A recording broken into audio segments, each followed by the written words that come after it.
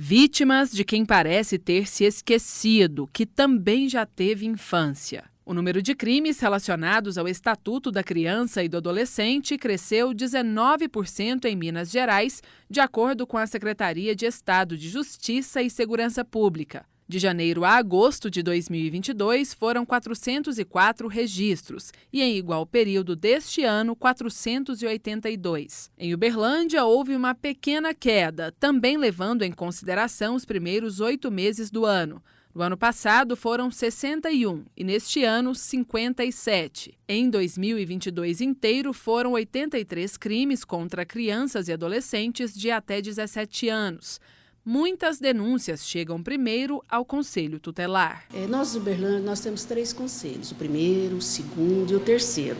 Cada um atende determinadas regiões da cidade. Chegando a demanda, a denúncia é distribuída, né? E o conselheiro responsável, ele toma as medidas cabíveis, né? Geralmente a gente passa no colegiado e para demandar, né, as medidas. A maior parte desses crimes acontece exatamente onde essas crianças deveriam estar protegidas, longe de qualquer perigo, em casa, no lar, no seio familiar. E os mais comuns são maus tratos, abandono e abuso sexual. É aí que muitos órgãos atuam para proteger os menores. Além do Conselho Tutelar, Polícia Militar e Ministério Público são alguns deles. A Promotoria da Infância e da Juventude, por exemplo, intervém em casos graves, em que os pais são negligentes, agressivos ou cometem abusos.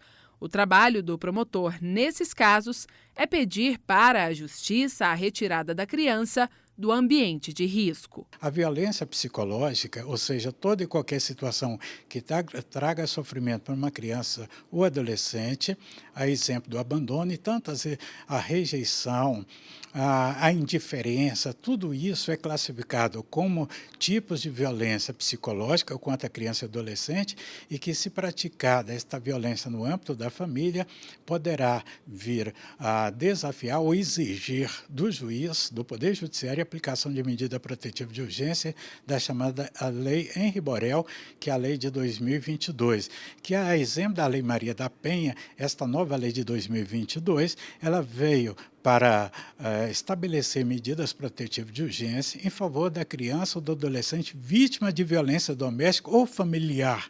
Então, ela é um instrumento muito importante porque, além daquilo que já existia, o Código Penal e outros diplomas legais, a própria lei de tortura, esta nova lei veio criar a possibilidade que o juiz, no prazo máximo de 24 horas, a ser comunicado de qualquer ameaça, não precisa a comprovação, ameaça de violência contra a criança e adolescente, o Poder Judiciário, então, ele fica obrigado a adotar medidas protetivas de urgência. Quem pode requerer medida protetiva de urgência? Não apenas o Ministério Público, mas o Conselho Tutelar, que está na ponta. Esta lei aumentou os poderes, as atribuições do Conselho Tutelar no sentido de agir de maneira real, de maneira efetiva na proteção de crianças e adolescentes vítimas de violência. Então, o Conselho Tutelar, e não só o Conselho Tutelar, como qualquer pessoa, parente ou não parente de uma criança ou de adolescente vítima de violência, poderá pleitear da autoridade ou requerer ao juiz a aplicação de medida protetiva de urgência, seja à noite, seja no final de semana e assim por diante. Em Uberlândia, uma criança de 6 anos caiu de uma altura de 2 metros, depois que foi deixada sozinha pela mãe. Era hábito frequente as crianças ficarem sem a companhia de um adulto.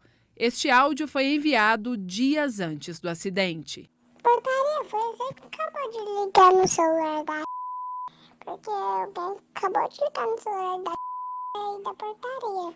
Porque se for você que ligou, se meu irmão tiver que eu, e se meu irmão tiver que ouvir a voz dele, fala pra ele vir aqui. Tá quase acordando. Ele está quase acordando. E aí, queria que ele vinsse aqui. Ela recebeu atendimento médico e foi liberada. A menina e os outros 2 irmãos agora estão sob cuidados de uma vizinha. O caso é acompanhado pelo Conselho Tutelar. A hora que a mãe chega dentro do condomínio já era 8 horas da noite, porque todo mundo olhou o relógio a hora que ela chega. A situação que ela chega era muito complicada mesmo, que ela chegou bêbada, né, com cheiro de cigarro. O pessoal dos órgãos que vieram aqui olhar as crianças falaram pra gente que ela já tinha deixado as crianças sozinha outras vezes, e até agora a gente não sabe por que essas crianças estão com ela, entendeu? Toda a responsabilidade da casa fica com a criança de 10 anos. Ele até se culpou pela irmã ter feito aquele ato. Em João Pinheiro, uma bebê de 1 mês e 23 dias foi agredida pelo pai, um homem de 23 anos. As agressões foram tão violentas que quebraram as perninhas da recém-nascida. Tudo só foi descoberto porque a mãe, de 24 anos, levou a bebê para o hospital, alegando que a neném tinha caído do carrinho. Mas os médicos desconfiaram. Ao questionarem, a mulher acabou confessando que o marido tinha agredido a filha. O homem foi preso. A bebê foi levada para o Hospital de Patos de Minas por ter mais recursos. Durante as investigações, constatou-se que a versão apresentada pela suspeita não condizia com a realidade dos fatos e que a teria apresentado apenas para se eximir da responsabilidade do crime cometido contra o próprio filho. O casal já possui um histórico de violência doméstica familiar, inclusive o homem está sendo denunciado pelo Ministério Público por crime de lesão corporal em situação de violência doméstica. Os dois estão presos preventivamente em decorrência de representação por essa autoridade policial e estão à disposição da Justiça. Mas outros ambientes também podem ser cenário desses crimes. Em Uberlândia, pais denunciaram uma escola por maus-tratos aos alunos. Imagens revoltantes que estão no inquérito policial mostram uma cuidadora puxando as crianças pelo braço. Ela prensa um deles contra a parede e até dá uma rasteira em um outro menino que cai no chão. O caso já foi investigado e a mulher foi indiciada por maus-tratos. As crianças foram retiradas da creche. Eu perguntei para ele: filho, deixa o papai falar um negócio para você. Papai é grande, papai é forte, ninguém vai bater no papai, ninguém vai fazer mal pro papai e pra mamãe. E nesse momento ele começa a chorar. A chorar. E aí eu e minha esposa deixamos ele se acalmar e ele começou a falar. A tia tinha machucado ele, que tinha pego ele pelo braço, segurado ele forte, empurrado ele no chão.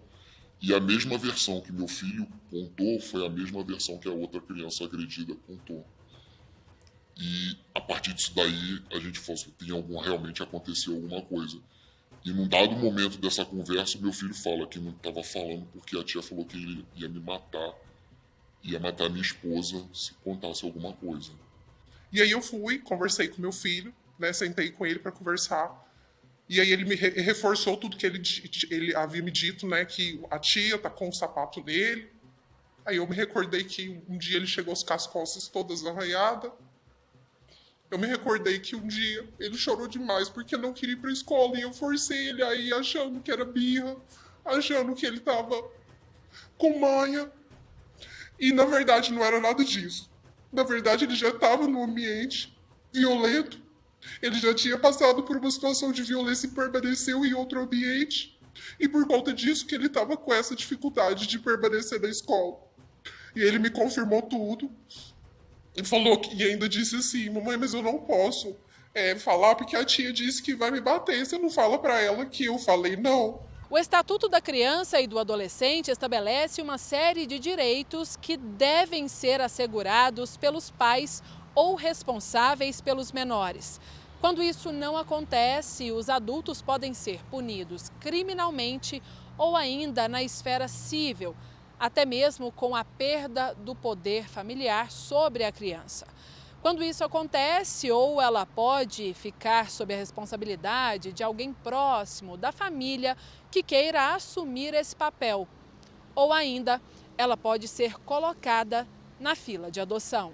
Atualmente, em Uberlândia, 40 crianças estão em situação de acolhimento institucional ou com famílias acolhedoras. Isso porque a Justiça decidiu que, pelo menos temporariamente, as famílias delas não tinham condições ou responsabilidade para criar os menores. Quando a violência é praticada pelos pais, pelos pais, aí a promotoria também da infância e juventude, ou as promotorias da infância e juventude, aqui somos 2 promotores com atuação perante a vara da infância e juventude, vão processar os pais, mas do ponto de vista da responsabilização civil. O que representa isso? É ingressar com uma ação chamada de perda do poder familiar para que aqueles pais que sejam irresponsáveis, que sejam negligentes no exercício do poder familiar e que não assumem com responsabilidade a proteção, que eles venham perder o poder de pai e de mãe em relação àquela criança, aquele adolescente, por ato do juiz, assegurando o contraditório, a ampla defesa, e uma vez que o juiz venha da infância e juventude, venha decretar a perda do poder familiar, aquela criança, aquele adolescente são encaminhados para uma outra família, sobretudo na forma de adoção. Família com parentesco ou sem parentesco com aquela criança ou com aquele adolescente. Então, há casos em que, emergencialmente, em face da violência praticada contra a criança ou adolescente, imediatamente esta criança, vítima ou este adolescente são retirados do convívio com a família em caráter emergencial, via de regra pelo Conselho Tutelar, se é uma situação emergencial que não pode esperar a decisão do juiz, ou se pode esperar a decisão do juiz, o Conselho Tutelar comunica imediatamente ao juiz da vara da infância e juventude para que o juiz determine, autorize o acolhimento institucional. O papel de cuidar de crianças e adolescentes é dos pais, mas cabe à sociedade denunciar quando isso não estiver sendo feito. Tem o Disque 100, tem a ouvidoria do Ministério Público, que é pela internet, a pessoa pesquisou. Ouvidoria do Ministério Público é uma forma de fazer denúncia, mas a maneira mais efetiva, a maneira assim, que está prevista em primeiro lugar, em primeira ordem, é junto ao Conselho Tutelar. Por isso que toda a cidade, todo município tem que ter Conselho Tutelar, porque o órgão que está na ponta é o órgão encarregado pela sociedade para zelar pelos direitos de crianças e adolescentes e que tem o poder de ir lá, pegar aquela criança com apoio da Polícia Militar, se necessário for, levar para o serviço de acolhimento institucional em caráter emergencial. Por isso que tem plantão noturno e final de semana, obrigatoriamente, nos conselhos tutelares. Criança bem amada, protegida, né, e que tem um seio familiar forte, com certeza será um adolescente também, né, promissor, e um adulto saudável.